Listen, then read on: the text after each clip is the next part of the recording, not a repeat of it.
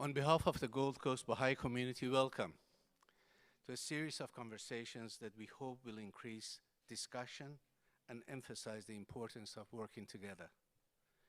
Today's topic is role of education in our community. However, before we start, we acknowledge and pay respect to the people of Yagumba language region of Gold Coast and their descendants both past and present. We also acknowledge the many Aboriginal people from other regions, as well as the Torres Strait, South Sea Island people who now live in Gold Coast area and have made important contribution to our community. I take this opportunity now to introduce and extend our thanks and gratitude to our panelists, Professor Tim Brailsford, Vice-Chancellor and President of Bond University, Dr. Shayan Tai, Chair of National Spiritual Assembly of Bahais of Australia, and our moderator, Karen Phillips. I also would,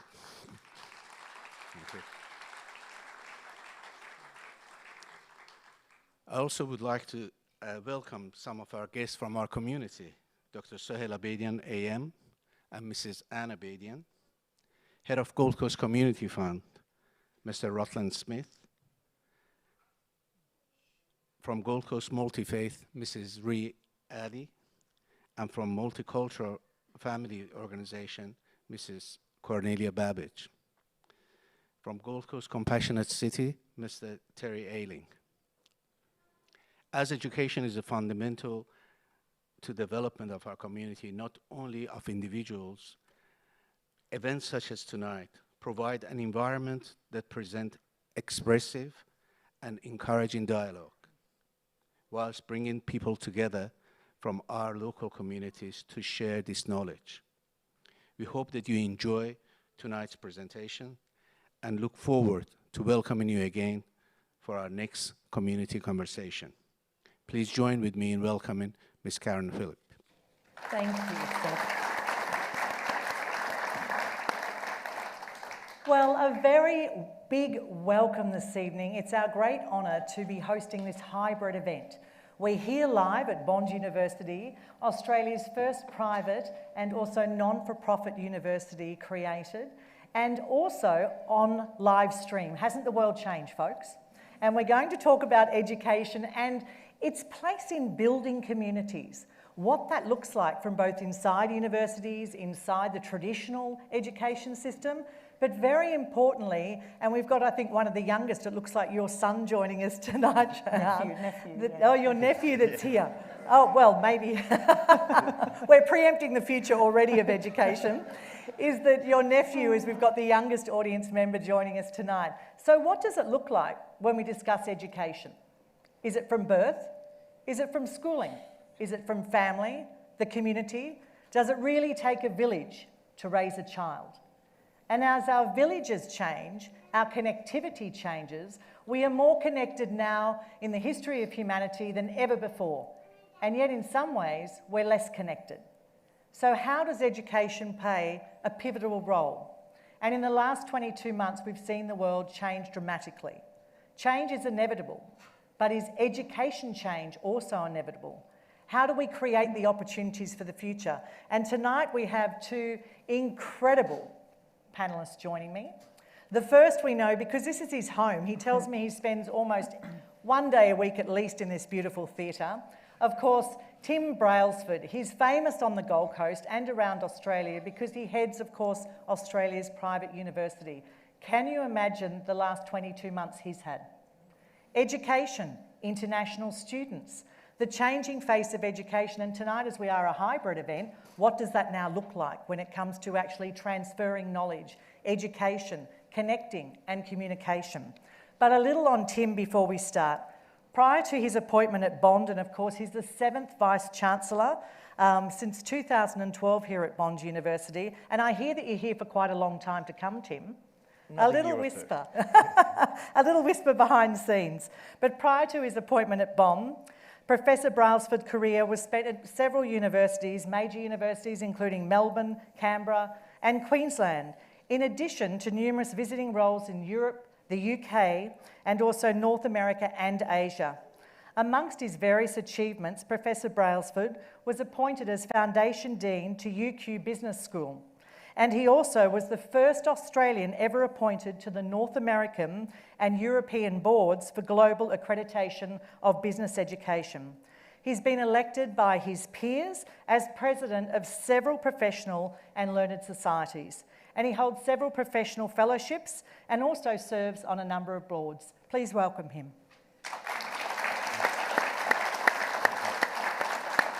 And of course, many in our audience this evening and right around the world joining us know, of course, the amazing Shayan Tai.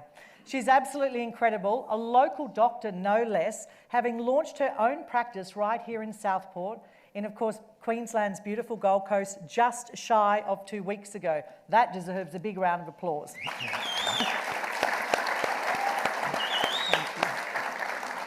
She is also chairperson of the National Spiritual Assembly of the Bahais of Australia, the national governing body, of course, Baha'i faith in Australia. So it's wonderful to have you here on the Gold Coast. I think that's another round of applause for our special guest tonight.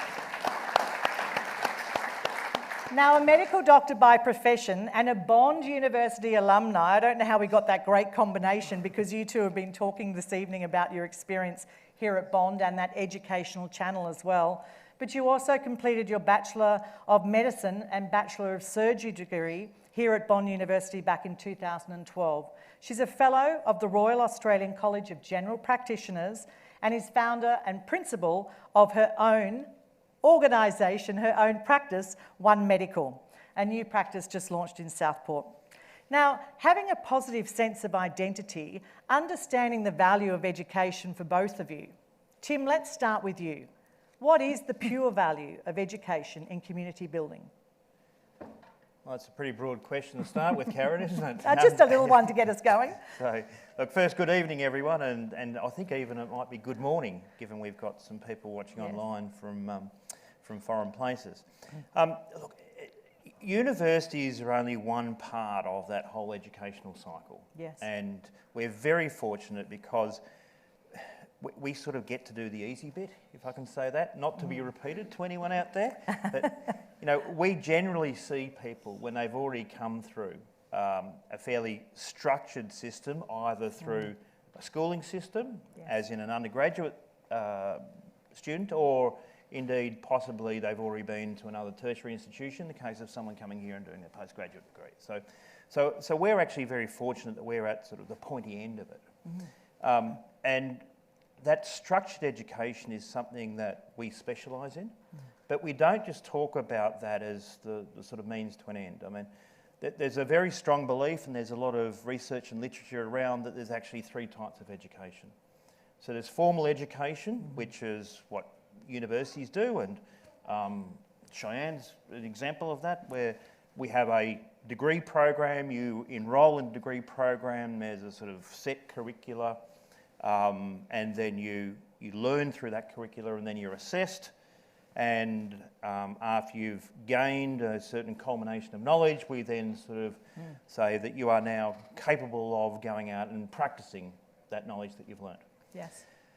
But there's also much more informal educational opportunities out there, which I think everyone benefits from at various stages in their life. And indeed, I hope everyone benefits at every stage in their life. But so there's the role of community education. So very broadly defined, so as from birth. You know, you're surrounded by people who are trying to teach you things, and the most obvious example of that is your parents. But it's not just your parents, it's the wider family, it's the siblings. And then as you start to mature, you end up going to school, but you meet people, and it's not just what you learnt at school, it's who you learn from at school. And so often that's not just the teacher, it's your peers, and you learn good and bad. And then there's the third type of education, which is actually self-education. And that's when you as an individual human, you know, take it upon yourself to learn other things. And it may not always be for a particular means, right? I mean, we all, I think, sit down and just like to peruse and learn a bit more about a topic which may be of no particular use for us in life, other than for the pure fact that we actually have a thirst for knowledge. Yes. And so coming to your question about sort of the role of education community, you could spin that around the other way and say, what is the role of community in education? Absolutely. Because I think if you take any one of those three components away, the whole educational system falls down. Right? It's a symbiotic relationship. We need all three of those. You know, and at the university, we are acutely aware that while we, as I said earlier, are at the sort of pointy end of that formal structured education, we can't do that without the other two forms. So we are very much reliant upon the community. We are reliant, and our students are reliant upon the support they get. You know, and as you undertake more and more years of structured education, you know, there is potentially a greater need for you to undertake personal education, right? Because we believe here at Bond that it's a bit of a yin and a yang. And I love hearing that as well, that really important focus on they are symbiotic. It is community driven, but it is education driven from the moment of birth. But I'm going to come back to traditional education and how there's a breakdown in societies, in community, in families as well in some areas of the world, and also this self-education at home where parents have had to take the role of actual teachers right across the globe in the last 20 months, and what that's looked like and how that has accelerated or affected children's education where they've been, you know, held within their home base. Can I move to you now to ask, you see it from a different point of view. You've obviously had a highly effective academic learning here at Bond University. You've taken that into a highly professional role and a very focused position, but you spend a lot of your time in the community, within the community, supporting young people in particular. How do you transverse from, you know, medical specialist to actual supporter of community needs? It's a great question. I think also, good evening everyone. I'd just start by acknowledging also Vice-Chancellor Brailsford. It's my honour to sit on this, in this forum with you tonight. I think as evidenced by our introductions, there's a huge disparity in our level of achievement. So while I feel unworthy, I'm extremely humbled to be able to engage in this conversation with you and have it moderated by the wonderful Karen Phillips. So it really is an honour. I also, just before sharing any thoughts, wanted to clarify that while I am a member of the National Spiritual Assembly and its chair, that any of the thoughts that I share tonight are purely my own, and I'm not formally representing that institution, and so it's just based on my own thinking and thoughts.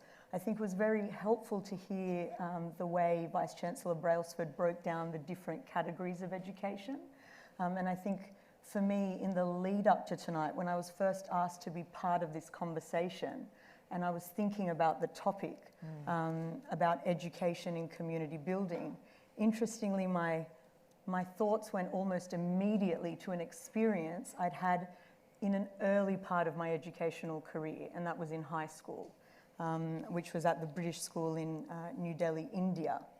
And that experience I remember very clearly, and I'm going to share it because I think it paints a picture. In some way it links the different aspects of education that we may be able to explore through the course of this evening. So I remember that experience very clearly. It was the 13th of September 2001, and I remember it so clearly because it was 2 days after September 11th, and interestingly 4 days after my friend's father had been critically injured in a bomb blast that had killed Ahmad Shah Massoud, who was the leader of the Northern Alliance, the main resistance against the Taliban at that time. And I remember with that event hitting so close to home and then being followed so quickly by the events of September 11th. As a teenager at that time, I had many sort of existential questions running through my mind. Of course. You know, what is the nature of human life? What is the nature of human existence? What is our purpose as human beings? What makes someone good? What makes someone bad? And so I remember on that day, on the 13th of September, I was walking into school, and my parents were with me. I don't know, it was either an award ceremony or I was getting reprimanded by the principal, one of the two, but we were walking into school. And almost to stop us in our tracks, there was a group of kindergarten students that were walking towards the bus on their way to a school excursion. And if you can just imagine, it's sort of scores of 4-year-olds walking in front of us in double file, holding hands, walking to the bus. And I remember stopping there as this teenager that was contemplating all these questions at that time in 2001. And I looked to my parents and I said, every one of these children is potentially the light of the world, but at the same time, potentially its darkness. And then in that moment, a quotation from the Baha'i writings, the faith that I follow, came to my mind, in which the Prophet founder says, regard man as a mine rich in gems of inestimable value. Education can alone cause it to reveal its splendours and its treasures and enable mankind to benefit therefrom. And so when you think about that, and when we speak about education in that light, as something that can cause every human being to reveal its treasures so that mankind can benefit therefrom, then the question for me coming into this conversation is, what is that education? And I think Vice-Chancellor Brailsford provided some insight into that, into the different types of education, and I hope we will have an opportunity to further explore that in our conversation. But to really think about, when we talk about education in the community building process, whether that be the education that, for example, I've received at Bond, or the education that we provide in targeted community building efforts, as you mentioned, what is the nature of that education that would allow us to unlock the potential of the human being, that is the difference between someone that is the light of the world and someone that is potentially its darkness? And so I think in this initial couple of minutes, it's probably too difficult to provide a viewpoint into that, but hopefully through the course of this conversation, we'll have an opportunity to explore that a little bit in terms of what we mean when we think about education and the way we approach it. Yeah. What a splendid beginning. A round of applause.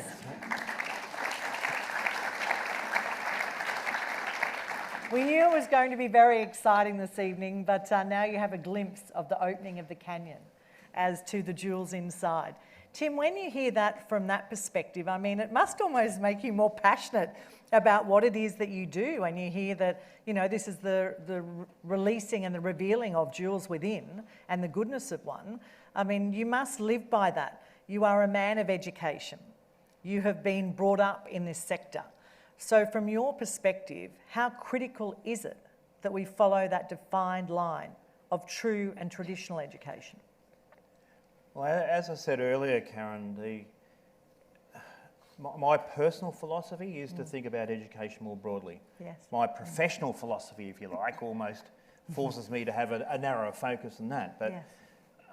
I don't think you can put one aside for the other. They're not mutually exclusive in that regard. And that was just such a wonderful, wonderful start to the session. And that power of education is something that I have never forgotten. And I'm just so grateful every day that I work in, I think, one of the most noble professions that there is, right? Yes. I mean, education is just so powerful, and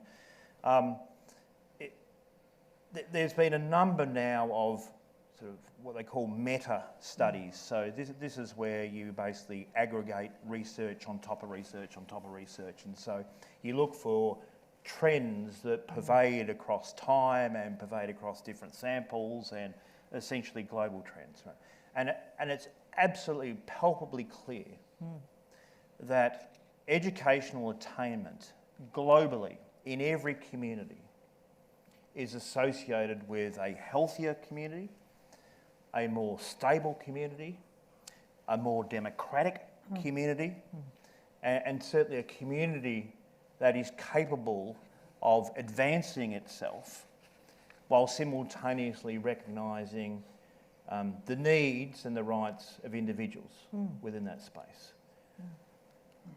And even if we were to just reflect on the last 2 years, which I know has caused a lot of pain and anxiety for a lot of people, and there's still some way to go. But if you have a look at where we have come since Wuhan, where did the vaccines come from?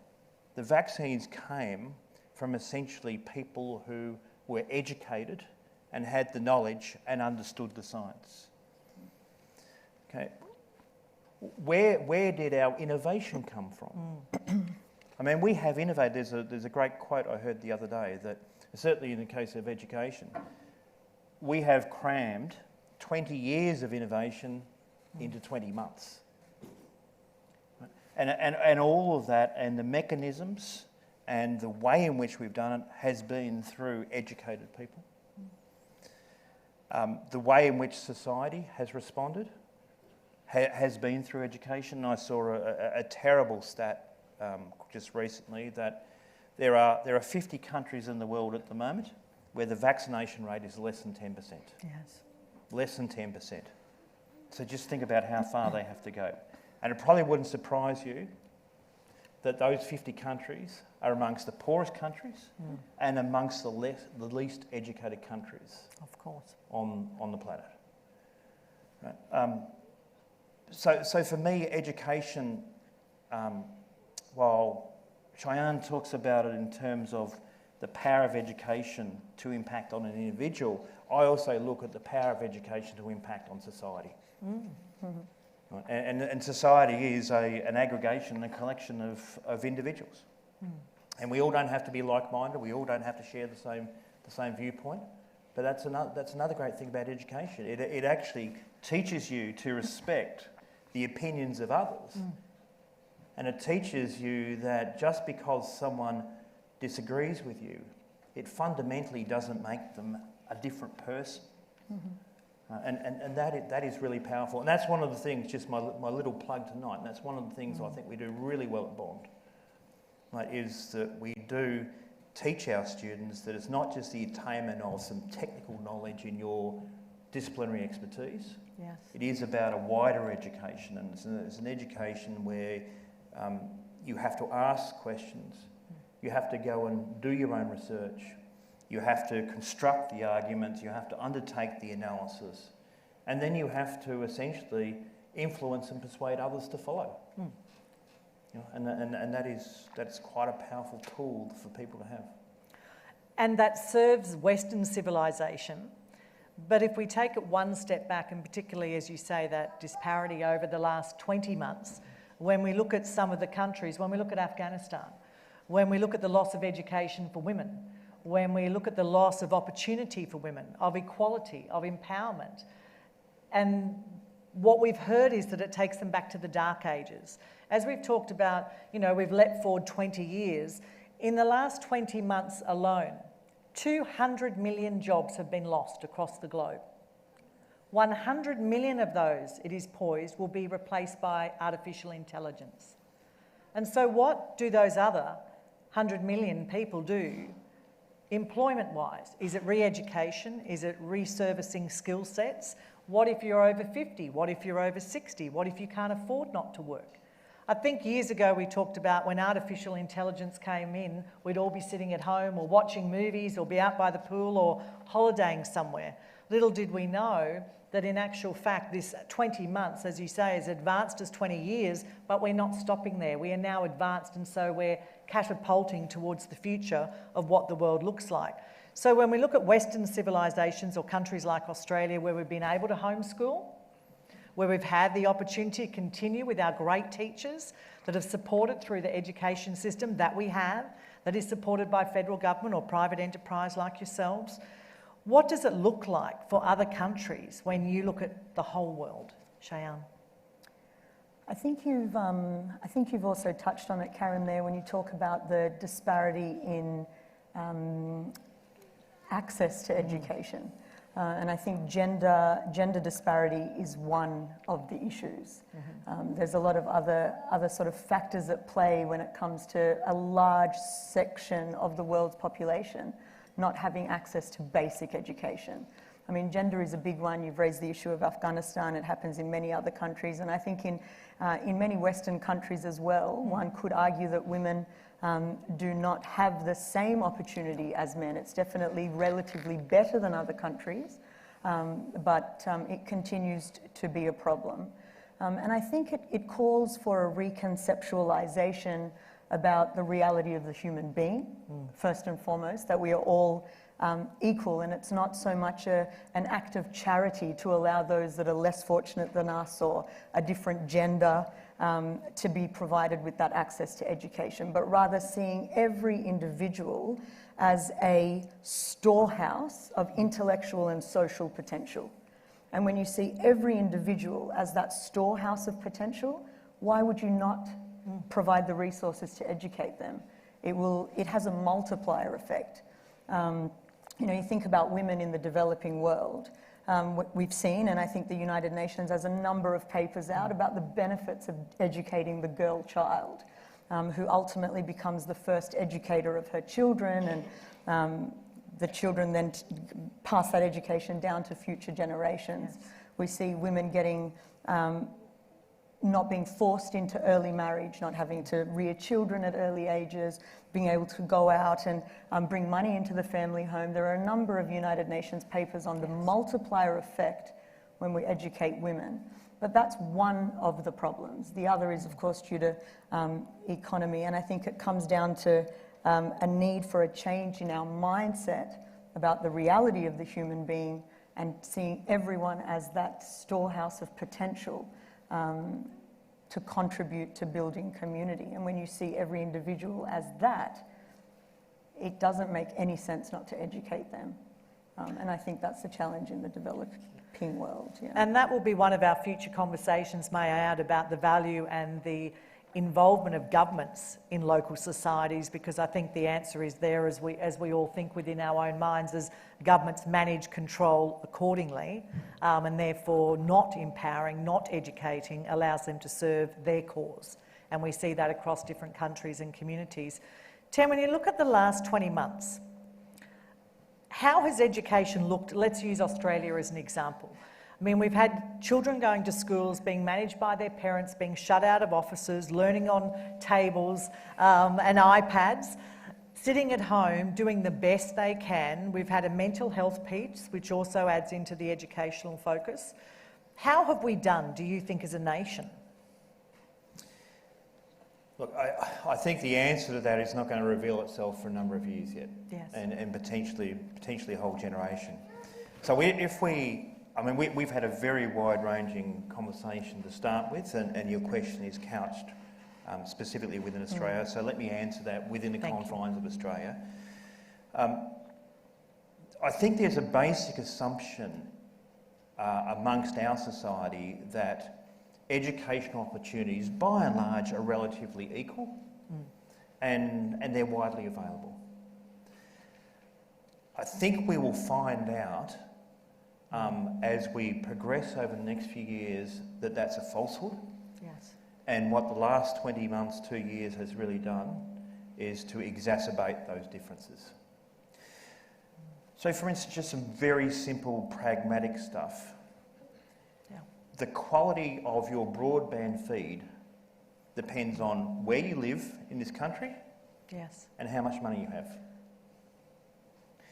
The quality of support you will have at home from your parents, your siblings, and if you were lucky enough to have any neighbours who were able to, particularly in New South Wales and Victoria, be able to drop in and help, then that is critically dependent on essentially your socioeconomic situation. yes. And if we talk about the Indigenous community, for instance, and we talk about closing the gap, closing the gap on all sorts of attainment levels, but including educational attainment, I think we're going to find out that actually what's happened over the last 2 years is that gap has widened. Right? And as we start, particularly in those southern states, and you've got to remember that those southern states, they're pretty much half of Australia's population, if not a bit more. That's right. As those students return to in-class learning, and I'm not talking about the students who are likely to come to university in the next few years. I'm talking about primary age children, children who would normally learn. I'll come back to my 3 strands of learning. People who would normally go, for instance, to a preschool centre and learn at a preschool centre. Those really formative years. They've missed up to sort of 2 years of their learning through that. And I think that's going to be really impactful, and I think that's going to be a policy challenge for our country to have to deal with. Yes. Because I think it's going to be incredibly hard for teachers who are already under a lot of pressure to cope with such a varying level of prior educational experiences going forward. And so we tend to think in very modular ways of education. You go from prep to grade 1 to grade 2 to grade 3, and we have these little sort of nuances where the gifted children will sometimes be able to accelerate a little, and then some children may need to have some material reinforced, so they might repeat some subjects and so on. But that's really been done at the margins. I think potentially what the next few years will teach us is that maybe we need to think in a less ordinal way, and we might need to think about attainment of certain groups of knowledge and the maturity of the individual as well. And that brings me to probably you working within the community, because it's not just the loss of what we call mainstream education. It's actually that community learning experience. Unless you were working at, for example, a service station or a McDonald's or an actual society support piece, then you didn't have a job on weekends. You weren't playing sport with your friends. You weren't learning that teamwork and these basic skill sets that actually serve us through education and through our future lives.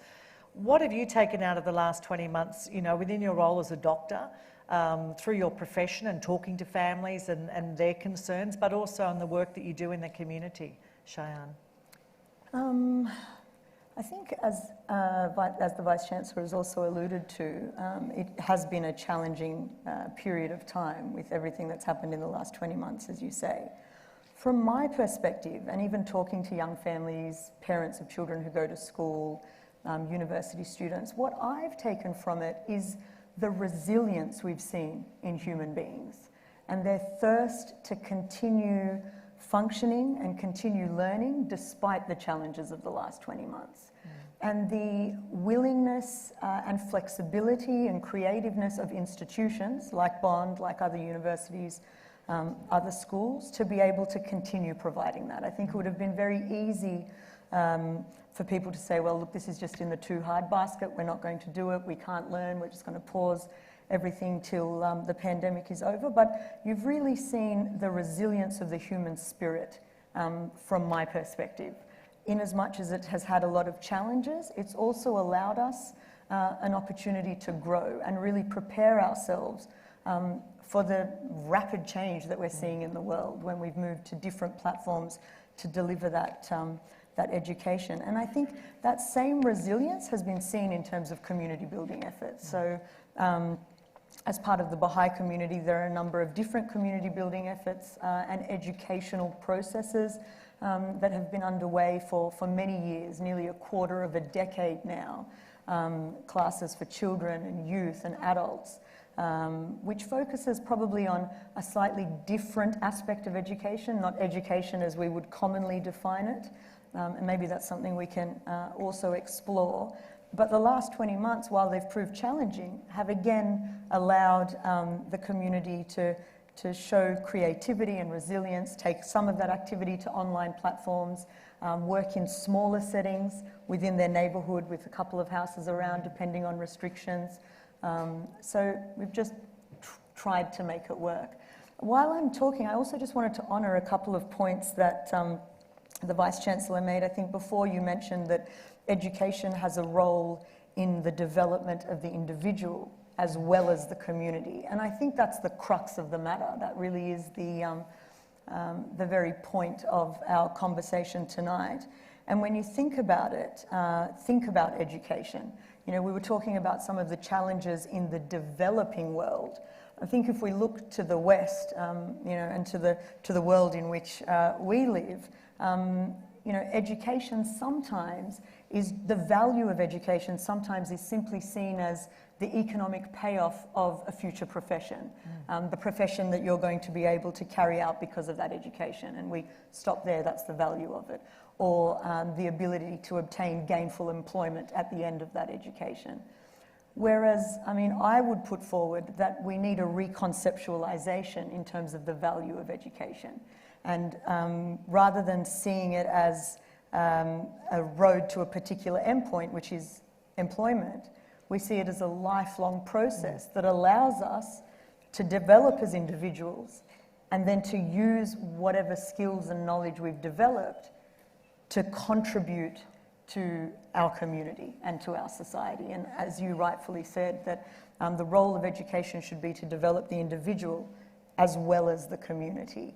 And that's almost,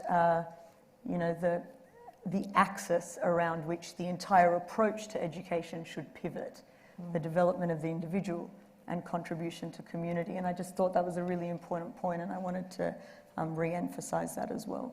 Just on that point, Shayan, the PwC, a global consulting firm, recently did a global survey of employers as to the number one skill that they required in their graduates.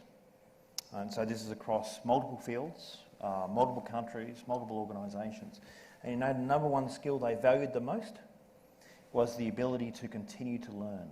It wasn't technical, it was the ability to continue to learn. But when we talk about continuing to learn, in some ways I think it's an educated person that seeks to continue to learn. When I look out at general communities, and I'm going to talk about young folk, but I think that most of us in the room probably fall into this category. We're gaining our information from social media platforms. We're gaining it through our friends and the tentacles that reach out, and we're saying that is how we're being educated. We're getting our news from there. We're getting live streams from there. We spend most of our life in front of the screen, and now, because of the last 20 months, we have to hold that screen with us almost at all times. So it's become an appendix as we head through each and every day. Tim, from your perspective, I know for many teachers it used to drive them mad having their kids on screens all the time. But has our life now, education-wise, become this box that we live in? We're educating tonight, we're talking tonight, we're sharing, we're conversing, and we're using the power of the internet to do that. So we're having the opportunity of sharing these voices, these opinions, these thoughts-provoking moments. But yet most people will be turning to Facebook and saying, what next? Yeah, so I disagree with that to some extent, because we have always had influences and news in our lives that has not been accurate. Right? And we've all had educational opportunities, be it formal and structured, be it informal, be it parents, friends, leaders of the community, elders and so on, where we may not have spent a lot of time with them, but we remember that time we did spend with them as being incredibly powerful. Yes. And so time is not equal. And I would posit that a lot of the time that people spend online actually does not have a big influence in the way you think. Whereas there are other times in your life, and perhaps some of it is online as well. Yes. But there are other times in your life where you just see something and you hear something and you learn and you think, wow, I'm going to take that with me. I'm going to make a really conscious effort to remember that. Your story in 2001, 2000. So that is the way that I sort of have some faith, if you like, that we are not losing ourselves too much online. It annoys me a lot. Don't worry about it. All parents a lot. But we've always, as I say, had various ways in which we've received information. Yeah. I think what's really important, and this is where structured educational institutions, such as schools and indeed universities, have a bit of a role to play, which is to help educate people how to have a filter. So how to recognise that an argument actually is not truth because someone says it. Yes. That truth has to be searched for. You know, truth is not a given. And there are many truths, and we are increasingly realising this. And those truths are often contextualised as well. Yes. And what we need to do, and as an educator, we need to better equip our students to understand how to search for that truth and the context in which that will happen. You know, and so I just look at it as like this massive funnel, right? And all really that's happened is that social media and the internet have simply just widened that funnel. It's just bigger at the top end.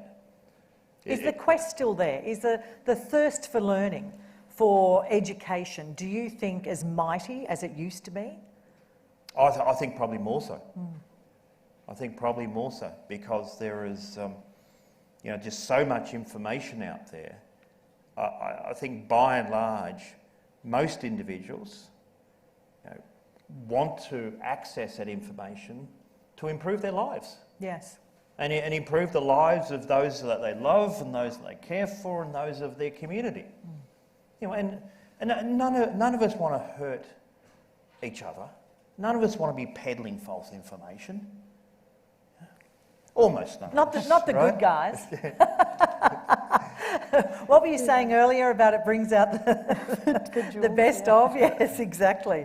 How does that sit with you about education? Because, I mean, obviously you've had a quest and a thirst for education from a youngster. We hear tonight just with imagine your youngster saying to you this. You know, imagine that coming out of the mouth of such a babe.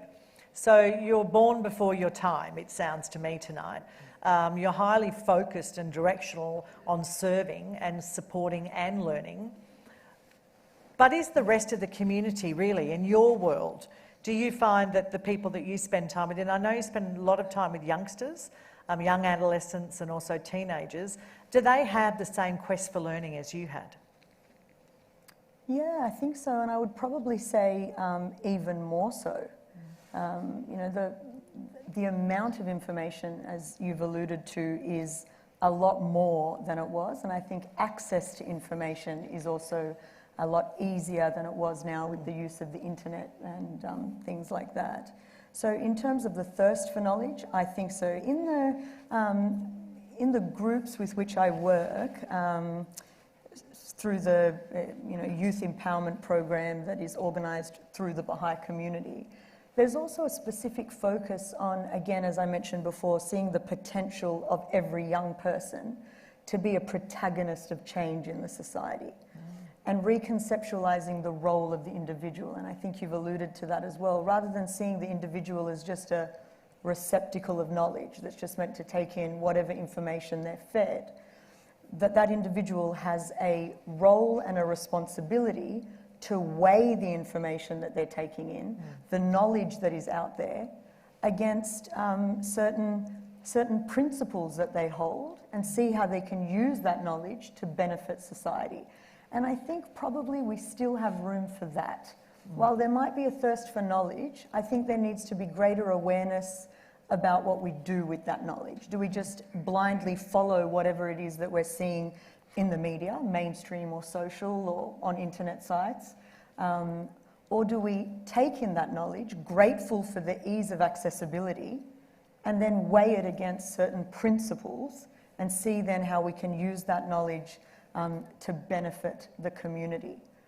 And that's almost a segue into when you were talking about the three types of education. It was very interesting to hear, because in my mind, I've sort of always, and this also is based on the Baha'i writings, broken down education into three, but into three slightly different categories. And I think one aspect of that education sort of guides the process and the way in which we use the other two. So the first The first aspect of education, or the first type of education, is material education. And what that is basically how we maintain nutrition and hygiene and allow ourselves and our families to exist. And I think that's the same between humans and animals. We all have that. We all need to do that. The next type of education is human education. And that concerns itself with the progress of society as distinct from the animal kingdom, and has to do with things like commerce and art and science. For example, you know, what I got through my schooling years and what I've been able to be provided with at Bond. And then the third type of education, which we don't often speak about, is education that pertains to the development of character of the individual. So moral or spiritual or whatever you want to call it, education. And based on my beliefs as a Baha'i, we see all three forms of education as being extremely important. But interestingly enough, the Baha'i writings exalt the station of that moral education to even higher than human education, so the knowledge of medicine, science, commerce, art, and material education. Because the reality is that what we learn through that moral education or spiritual education dictates how we use everything else we learn through human education. So you can go and become the world's greatest economist and not have courtesy and honesty and justice at the forefront of your mind. And what use are you then to society? Or you could study medicine and be ill-mannered and unjust and unkind. And what use are you to society then? So really thinking about education in a more holistic manner to see how we can really draw out the best of the human being through that process. And so it was very interesting to hear the three categories that you broke education into as I was thinking about the way that I break it up. And I think there's some overlap. But this last one around the moral development of the individual, I think many times we sort of think that's irrelevant or it's almost intrusive to modern education.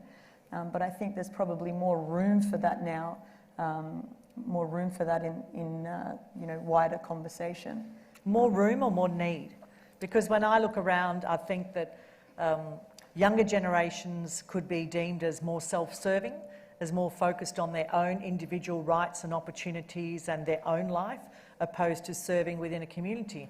You know, in many ways we talk about a community breaking down, the fabric of community, the fabric of caring for others, and the last 20 months is, that's been one of the resounding features in our part of the world, is where people have come together and supported their neighbour and made sure they've got sugar and butter at home or whatever it might be they need, or organised an Uber or a taxi to take them where they might need to go. So the spirit of society and community has really developed, or it's lifted. Will that hold? Or will we move back to, well, that was a period in our life? I mean, when I come to Bond, your students are so courteous. If I'm carrying a box of something, arriving somewhere, and I clearly probably am not a student, is that when I walk through under the arches, I will always be asked by a student, can I help you? Where are you going? Do you need something? And I think, I could live here. I just love it. They're so polite. And most of them are international, may I say. They will always ask, am I being looked after? Do I know where I'm going? And I think this is such a grand place to be, because there is a spirit of community and care and nurturing and camaraderie within this realm of this university. But will it sustain with young people as we move on to the next generation? Look, I think so, Karen. Look, I think the younger generation are getting a pretty poor deal at the moment, right? There's a lot of criticism just generally out there, but the people who are criticising them are generally the people from an older generation who are seeing them through their own lens, right? Very good. Yeah. I mean, that's the reality and I'm sure that my parents thought differently about my generation than I do, right? Yes. And their parents did as well, right? So I think we just got to remember that. And I had quite a fantastic experience this week, yesterday actually.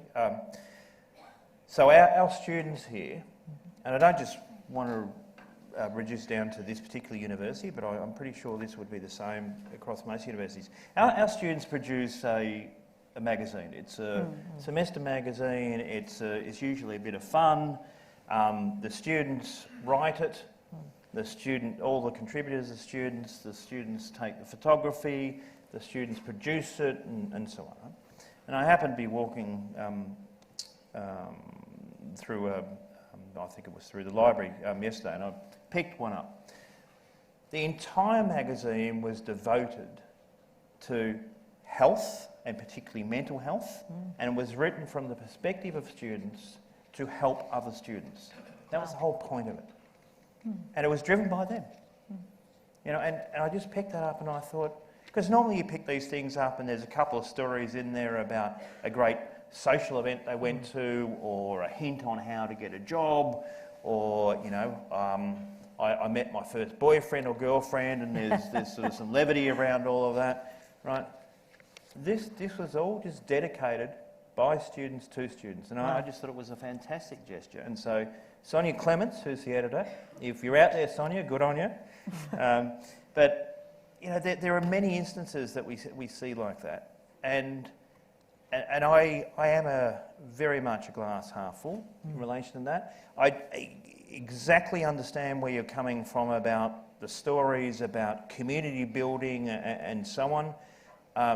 I think there's a huge job for us to do at all levels, including from the Prime Minister down, about rebuilding our global community. Yes. I think one of the consequences of the last 20 months, 2 years and going forward is that we have lost, I think, our global connectivity and our spirit to a global village, right? And there it has disgusted me actually, some of the behaviours of some leaders, and some, I'm just talking about political leaders, but some of the gouging in terms of profits and withholding medicines and vaccines and essentially holding countries to ransom. And, I mean, we have to rebuild that.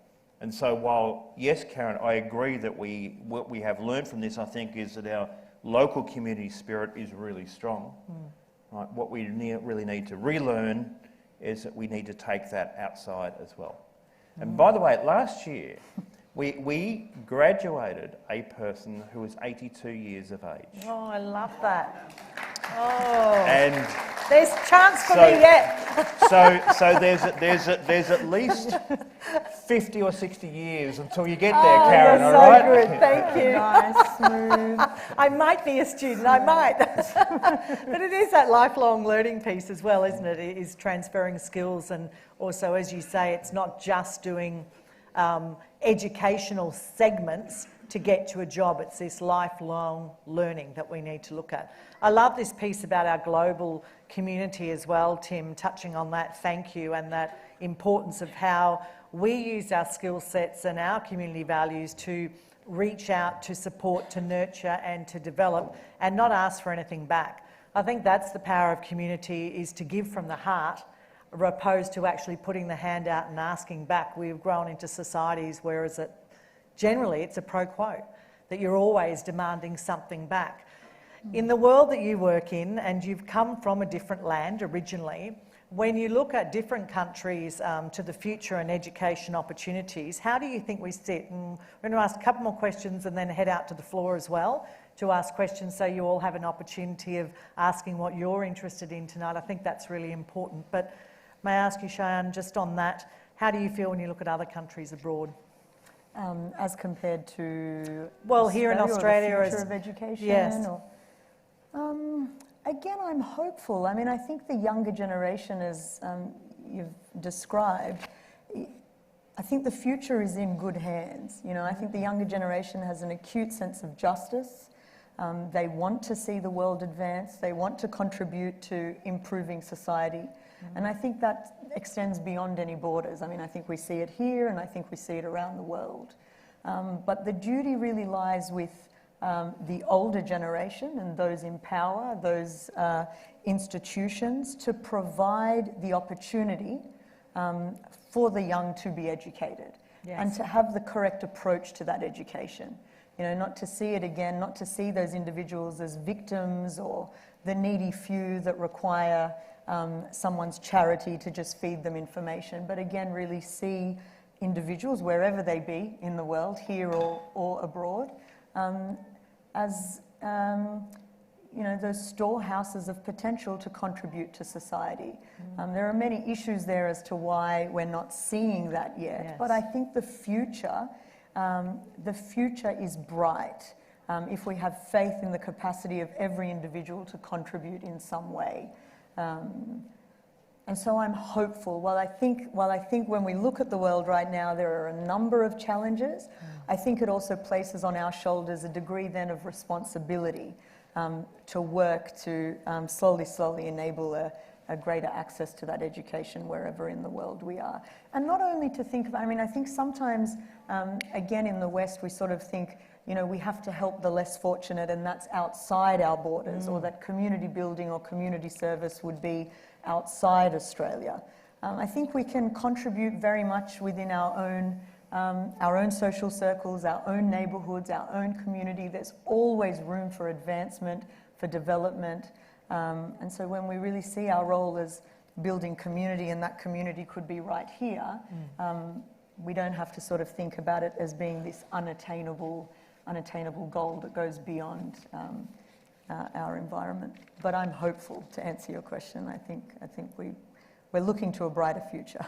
I think you're very much a glass more than half full type of person as well, really. Now, I'd like to open the floor to questions, because I know tonight has been very thought-provoking and brought up different thoughts and ideas and hopes for the future, but also re-looking at education and how that interfaces in our lives from birth to passing, and not just in what we'd call traditional university or schooling sense.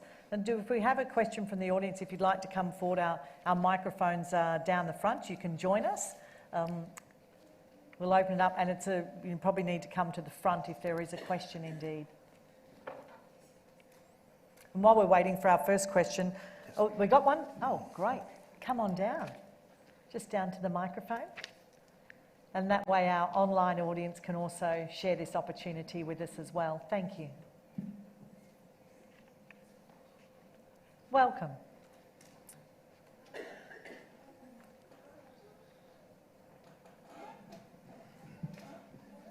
Thank you so much for this presentation and your kind words. And my question is in relation to how we can actually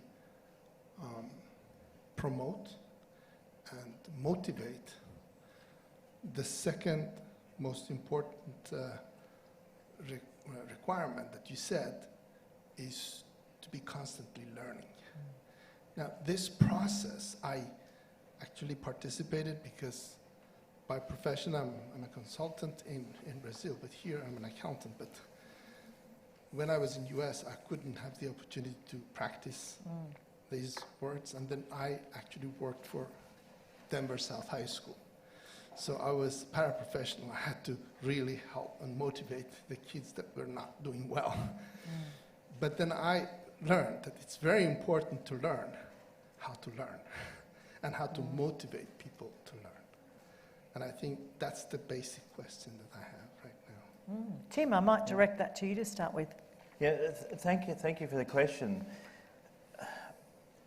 It depends, I think, on the particular perspective that you're taking, but I think that as a society, and this is a debate which goes back decades, if not centuries, what do we celebrate and recognise in society? And as an educator, I think that we have failed to consistently recognise as role models, not those in education, but those that have been able to utilise their education for the betterment of themselves and the wider society. I mean, generally what we tend to do, and I'm speaking here particularly about the context of our country, Australia, but more so the Western world. You know, we tend to celebrate the classic. It's the movie stars, it's the international sports performers, it's the successful business people, it's you know, it's those who get in the media, right? Of course. But there are a huge number of people in our society at all walks of life and all ages, you know, and on my left is an example, an exemplar, one might say, of an individual who at a relatively young age, you know, has really excelled and has learned about themselves and has learned the meaning and the success and the joy of continuous learning and education. And I think what's really important, particularly for people at a young age, is that concept of role model. Thank you so much. Because this idea of role model, actually, I remember my mom, when she was 85, she was a pioneer in Brazil, and she just walks and pick up a dictionary. I said, Mom, what are you doing? He said, well, I have to find the actual meaning of this word, because we are constantly learning. So it's a motivation of, and also confirming the fact that a model, an example, is very important. It's very important. But my education in my master's I did at Griffith University was innovation and change. I did my master's. And then I developed the theory on organizational change. But the thing is, model is very important. Yes. Because that is the change agent. That's the process of actually looking. And that's why we are celebrating Masters, which was our model in the Baha'i faith, and we look at him as being a model for us to look at. It's like a model of a house when you build. When you get lost, you say, hey, I look at the model. Thank you. Thank you so much. Thank you very much. It was a great question. Thank you very much indeed. Thank you. I think we have our next question. Good evening.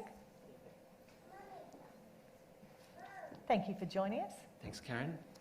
Tim and Shayan, Terry Ailing from Compassionate Gold Coast. Tim, my question is to you, do you see a role for universities in facilitating the exchange of learning and our community aspirations between the formal knowledge taught in its lecture theatres, often amongst younger people, and the experience and wisdom gleaned in the classroom of lifelong learning of its mature age citizens? Great question. Terry, good evening. Indeed. Our challenge is that the essential structure of sort of the modern university is very much driven around, let's say, an economic construct these days. Right, I'll be completely brutally honest. I mean, Bond University is a non-profit institution, but I can tell you we've still got to operate in a commercially and fiscally responsible way. Of course. Right? And the consequences of that is that our scope, if you like, for innovating and our scope for broadening our participant base beyond quite structured courses is reasonably limited. I mean, we would love to do more. We would love to have a richer and diverse curricula. But I can tell you that the way in which we are regulated and the way in which we are forced to operate is very much down a formalised learning model. Of course. Right? And that's really one of the biggest challenges that we have. So there are bits and pieces which are starting to happen around the edge. I personally wish we could do more, but you know, there are certain constraints which are institutional constraints. But as part of that, with institutional constraints, do we then need to look to our community partners, to our service groups, to actually not fill in, but to provide that? I mean, in many communities around the world, the elders are the wisdom holders. And yet in many Western societies, we've also lost that because we're so busy focused on the youth and vitality that our elderly are left to either wither away in homes or they're not part of our collective family structure. And so we lose that encyclopedia, those libraries of knowledge. From your perspective, Shayan, when you look at that as a community leader, how critical is that to actually pass on that empowered knowledge? I mean, I think it is critical. Absolutely, it is critical, and I think as you've mentioned, we don't need to look necessarily to formal institutions to provide all the knowledge that there is, but we can look outside those formal institutions to the elders in our community, to those that are engaged in the community building process, no matter what their age, to share that thirst for knowledge and that desire to be of service to the community with everyone. So really to see it more as a cohesive whole and not one at the exclusion of the other. Yeah, And indeed, Karen, it's not tonight a step in that direction. Oh, it is, and held at a university. So you've allowed community to come inside your walls to actually share live, but also through this hybrid novel knowledge opportunity, which was in fact created through the last 20 months. I mean, 20 months ago, while you had some cameras in some of your lecture theatres, not all. So you've had to very quickly evolve into an online community where there's learning opportunities. But we love this bringing community inside, isn't it? And I know you do too. Yeah, I'm very pleased to be here, and I'm very grateful for the invitation to both personally be here but also to host. Well, thank you. I think we've got another question. We'll have time for 2 more questions before we conclude this very special conversation. Good evening. Good evening. Hello. We've heard a lot about the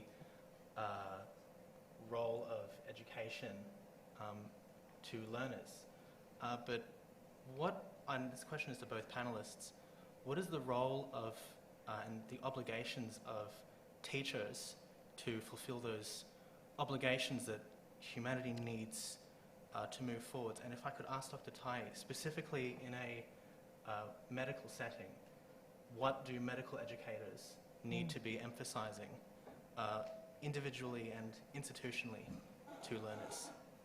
Thank you. Thank you. Thanks for the question. I mean, I think, so maybe starting more broadly to your broader question about the role of educators, again, and I think I've made reference to it a number of times, I think it comes down to reframing the way we see those that are being educated. And I think to some extent, even educators are constantly being educated. But it's reframing the way we see each individual. Do we see them as a receptacle of knowledge, a static receptacle of knowledge? Or do we see them as a protagonist in something bigger? So then I think when you think of educators, medical or otherwise, when they look to those that they're passing their knowledge down to or onto, they see them as not just, again, like a static receptacle that just has to take in whatever they're saying, but rather try to offer that knowledge in such a way that it can draw out other insights from those that are being educated, and then come into it in a more exploratory manner. And I think we're seeing the nature of teaching changing around the world. It's moving away from that very didactic approach to a more exploratory approach. I think I can sort of draw on the experience again, as Karen was asking before, about sort of the Baha'i community educational process. The very pedagogy of it is that, and what I mean by that is the mode and manner in which it's offered, is really seeing every individual as a protagonist in that learning process, not as the learned and the learnee, but that we all come together on equal footing to explore different concepts and to critically weigh the information out there and see how we can use it to build community. And I think medicine is no different. Of course, we will have those that are, that have a lot more knowledge than those that are studying initially, or a lot more experience than those that are starting off in their career. But when that knowledge is offered in a way that acknowledges that the individual that is being taught is also a protagonist in that learning process, and not just someone that's meant to take it in without any of their own thought, then we reconceptualize the way education is approached. And I don't think it's unique to medicine. I think it sort of goes across the board. Vice-Chancellor, do you have a quick answer to that as Well, I well? just go from back your to where perspective? we essentially started this conversation, which is that education is a responsibility of everyone. And I don't think we should look at the world as there are educators and there are those who need to be educated, because even the educators need to be educated. Right? And everyone in this room is an educator. I mean, you might not have a formal teaching qualification, but everything you do, everything you say, someone else is watching and observing and potentially learning. And so that's just a responsibility I think we all have. And we should recognise that education is a gift, but it also comes with it carries a responsibility. And that is to pass that knowledge on. And that has been the case since the beginning. Since the dawn, right? Yeah. Absolutely. Well, we have one final question, if we may. Thank you very much for joining us. And lovely to have a young gentleman join us, or two in fact. Come on down. You might be on this stage one day yourselves. Here you are. Off you go. Good evening. Good evening. Stand nice and close so we can hear you. So my brother and I are in grade 9 and grade 8. Yes. And as you guys have put it, the last 20 months has interrupted our education and our learning and our preparation for university. So my question is there do you have any advice or any recommendations for us that we can take and that we can use that can hopefully make up for the past 20 months and prepare us for university? Oh, what a great last question. We love that. Thank you both for coming out. Very good of you. Very courageous. You haven't lost out really on anything. The reality is that you may have not had the same formal educational opportunities as students from other generations, but you've had different learnings. And you've had the opportunity to learn in different ways, but you've also had the opportunity to learn from different people, and you've had the opportunity to learn from each other. And I think one of the things that probably will come out of this is that you potentially have learnt more about how to teach yourself. Right? And I wouldn't be too focused on the technical material because ultimately everyone can always learn. And I wouldn't get fussed about the pace of learning at the moment. Come back to school, enjoy life. You haven't gone backwards. You've got a great future in front of you. The fact that you came up here means that hopefully I'll see you in about 3 or 4 years' time. Thank you so much. Congratulations to both of you. Oh, and what a way to complete our conversation this evening. I know we could spend so much more time ruminating, but this is the idea of these community conversations, is to come together, is to open Pandora's box, to bring specialists in. And Dr. Tai, how wonderful to have you joining us tonight with your experience, your life skills, but also your international understanding as well. So important to these valuable conversations. And of course, Vice-Chancellor, how absolutely fabulous to have, you know, I feel like we're in the big house tonight, so it's been absolutely wonderful to be here, but also to hear from a traditionalist and an educator on that really important holistic value of education. I think we'll take away a lot tonight to ruminate over, to discuss, to sit around our dining room tables, and that is the exact idea of community conversations. So we thank you for joining us for the second in our series, and we look forward to welcoming you back at our next opportunity. Blessings to all. Thank you. And thank you, Karen. Thank you very much. Yeah.